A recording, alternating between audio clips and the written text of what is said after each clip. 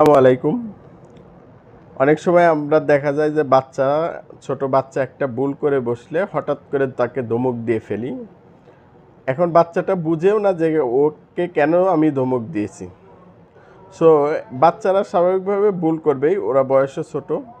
এখন ওদের কিভাবে প্রপার ট্রেনিং করতে হবে বা প্রপার এডুকেট করতে হবে, এইটা এইটা কিভাবে এডুকেট করব।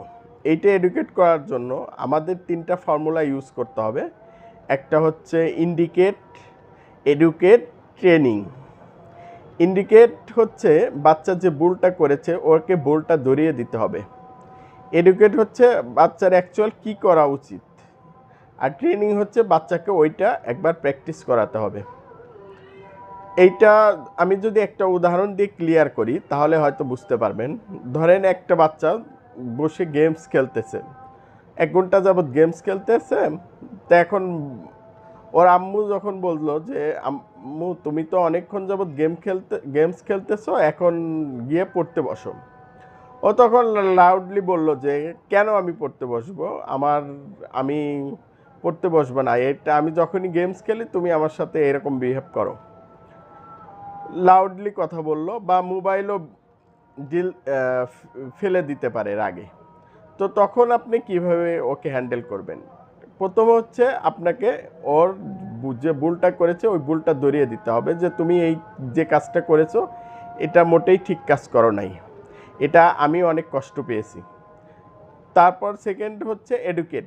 এডুকেট হচ্ছে তুমি বলতে হবে যে কোরআনে আল্লাহ তাআলা বলেছে যে বাবা মার সাথে নিম্ন স্বরে কথা বলতে হবে এবং তাদেরকে রেসপেক্ট দিয়ে কথা বলতে হবে।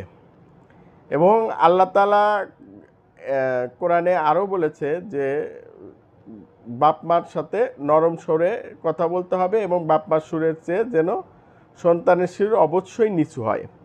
এভাবে তাকে ট্রেন আপ করতে হবে, ট্রেনিং করাতে হবে। তারপর এডুকেট করাইতে হবে। তারপর হচ্ছে ট্রেনিং। ট্রেনিং হচ্ছে তো বলতে হবে যে আব্বু এখন তুমি বলো যে আমার একটা গেমের স্টেপ বাকি ছিল, আমার ২ মিনিট লাগবে, ২ মিনিট পর আমি গিয়ে পড়তে বসবো। এভাবে বলো তুমি। একবার তুমি এইটা প্র্যাকটিস করো। তখন বাচ্চাকে ওই কথাগুলো ওইখান থেকেই ট্রেনিংয়ের মাধ্যমে ওর কাছ থেকে বলাতে হবে। এইটাই হচ্ছে আমার জানা মতে প্রপার একটা বাচ্চাকে ট্রেন আপের মূল উদ্দেশ্য।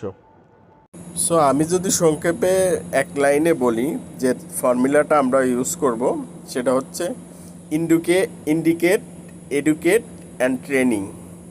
জাস্ট এই ফর্মুলাটাই